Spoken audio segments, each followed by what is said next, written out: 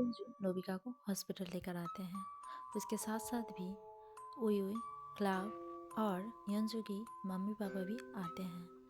गोली लगने की बजाय नोबिका को बहुत ज़्यादा ब्लड लॉस हुआ है और नोबिका की तबीयत बहुत ज़्यादा बिगड़ रहे हैं। ये सब कुछ देखते हुए यंजू बहुत ज़्यादा टूट गया है और डॉक्टर उसे कहते हैं हम लोग पूरा कोशिश करेंगे। ये कहते हुए डॉक्टर वहाँ से चले जाते हैं। तभी वहाँ पर एक इंसान आते हैं। वो इंसान और कोई नहीं, वो नोबिका की पापा हैं जो इतने दिन तक बाहर रहते थे, मतलब विदेश में रहते थे, वो भी बिजनेस के बजाय। नोबिका के पापा यहाँ पर आकर उसे सब कुछ पता चलता है, इतने दिन तक नोबिका के साथ क्या क्या हुआ है। तभी नोबिका के पापा योंजू को कहते हैं बेटा। तब योंजू कहते हैं आप कौन हो। तब वो लोग कहते हैं मैं नोबिका की पापा हूँ और बेटा मुझे सब कुछ पता है और मुझे माफ़ कर दो, मैं ये कुछ भी नहीं जानते थे और तुमने मेरी बेटी को इतना ज़्यादा ख्याल रखा। तभी यंजू कहते हैं अरे अंकल आप क्या कह रहे हो, मैं नोबिका को प्यार करती हूँ और आपको ये सब कुछ पता नहीं था, मुझे भी पता नहीं था और मुझे सिर्फ इतना ही पता था आप विदेश में रहते हो। तभी वहाँ पर डॉक्टर आते हैं और डॉक्टर कहते हैं जल्दी से इस पर साइन कर दीजिए क्योंकि नोबिका की हालत बहुत ज़्यादा ख़राब हो रहे हैं, जल्दी उसकी ऑपरेशन करना होगा। तभी नोबिका के पापा उस पर साइन कर देते हैं और यंजू को कहते हैं बेटा तुम मत घबराओ, नोबिका को कुछ नहीं होंगे, नोबिका पूरा ठीक हो जाएंगे और मैं तुमको वादा करती हूँ जब नोबिका सुस्त हो जाएंगे तब मैं तुम्हारे साथ नोबिका की शादी करवाऊंगी। तो ऐसे ही 6 घंटे बीत जाते हैं। ऑपरेशन थिएटर से कोई डॉक्टर बाहर नहीं आ रहे थे। इधर साइड सभी बहुत ज़्यादा टेंशन कर रहे थे।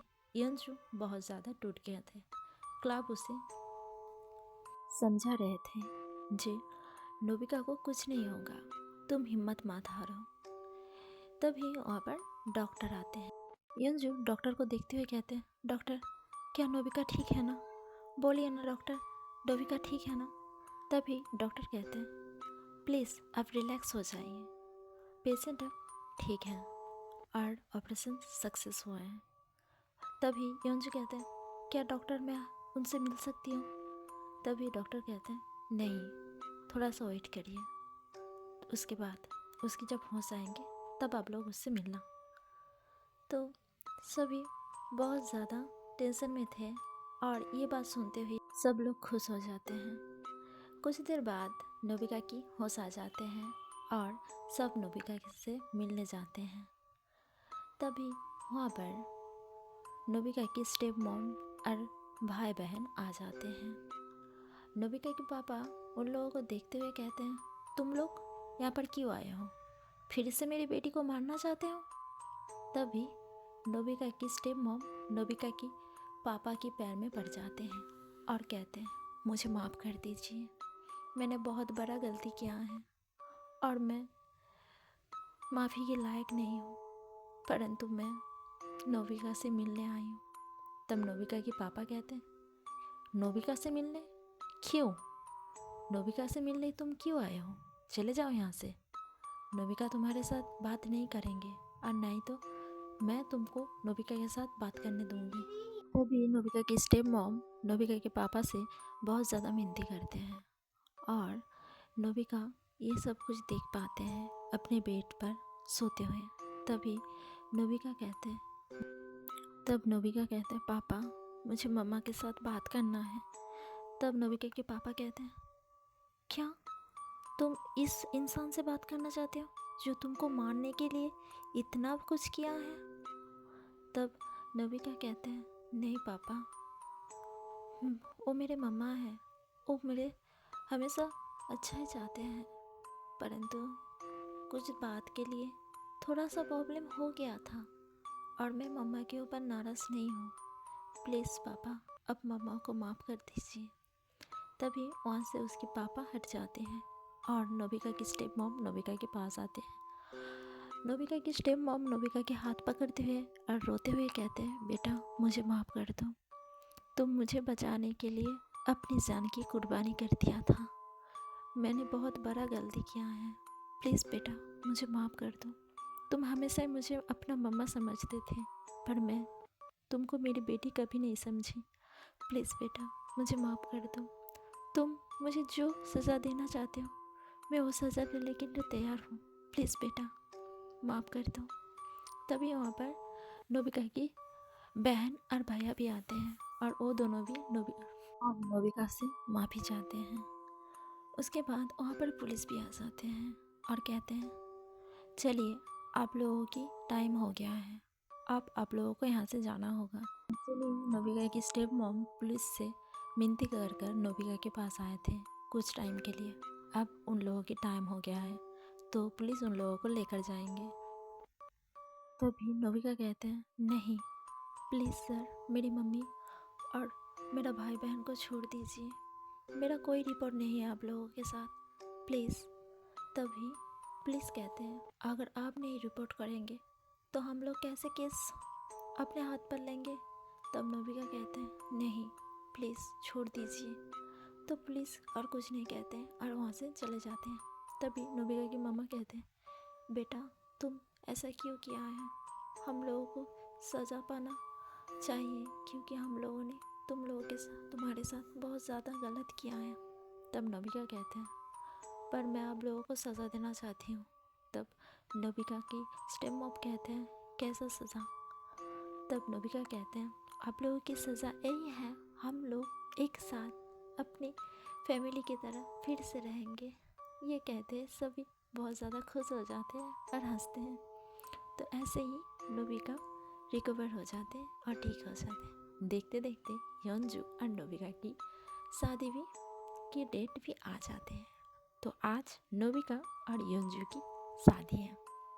तब प्रिंस कहते हैं, मिस्टर योंजू, क्या आप मिसेस नोबिका को अपनी वाइफ के रूप पर स्वीकार करते हैं। तब योंजू कहते हैं, यस आई डू। और तब प्रिंस कहते हैं, क्या मिसेस नोबिका आप मिस्टर योंजू को अपने पति के रूप में स्वीकार करते हैं। तब नोबिका कहते हैं, यस आई डू। तो दोनों एक दूसरे को रिंग पहनाते हैं और तब प्रिंस कहते हैं, आप दोनों एक दूसरे को किस कर कर ये शादी कंप्लीट करिए। तो ऐसे ही दोनों की शादी हो जाते हैं। तभी वहाँ पर क्लब आते हैं और कहते हैं, लेडीज़ एंड जेंटलमैन, मैं यहाँ पर एक बात अनाउंस करना चाहती हूँ। तभी सब क्लब की ओर देखते हैं। तभी क्लब माइक्रोफोन पर बात करते हुए कहते हैं, क्या मिसेस उई उई आप मेरी लाइफ पार्टनर बनोगे। तभी उई उई मुस्कुराते हुए कहते हैं, हाँ ज़रूर, क्यों नहीं, मैं तो आपकी ही लाइफ पार्टनर बनना चाहती हूँ। तभी वो दोनों बहुत ज़्यादा हंसने लग जाते हैं और दोनों एक दूसरे को एक्सेप्ट करते हैं क्योंकि कॉलेज टाइम से दोनों एक दूसरे से बहुत ज़्यादा प्यार करते थे पर कोई किसी को बता नहीं पा रहे थे। तो ऐसे ही नोबिका कहते हैं, तो चलो मेरी बेस्टी की भी शादी दूर नहीं है। तब योंजू कहते हैं, हाँ मेरे भी। तो ऐसे ही दोनों हैप्पी कपल। ऐसे ही दिन बीतते रहे। देखते देखते क्लब और उई उई की भी शादी हो जाते हैं और सब कुछ बहुत ही सुंदर चल रहा था।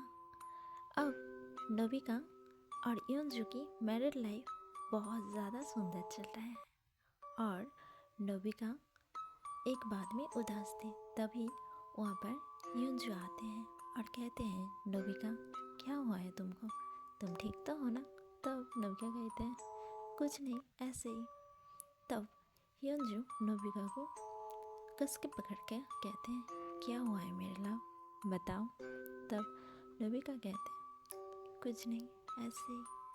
तब योंजू समझ जाते हैं। तो नेक्स्ट डे सुबह नोबिका को योंजू एक जगह पर लेकर जाते हैं।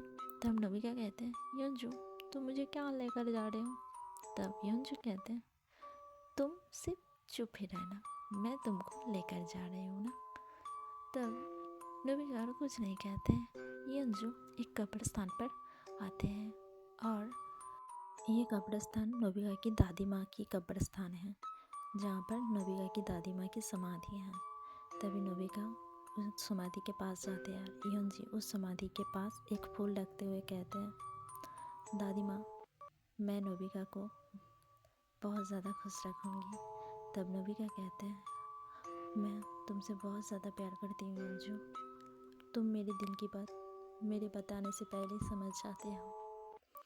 तभी दोनों एक दूसरे को हग करते हैं और आसमान की ओर देखते हैं। तो ये स्टोरी यहाँ पर एंड होते हैं। आई होप आप लोगों को ये स्टोरी बहुत अच्छा लगा है।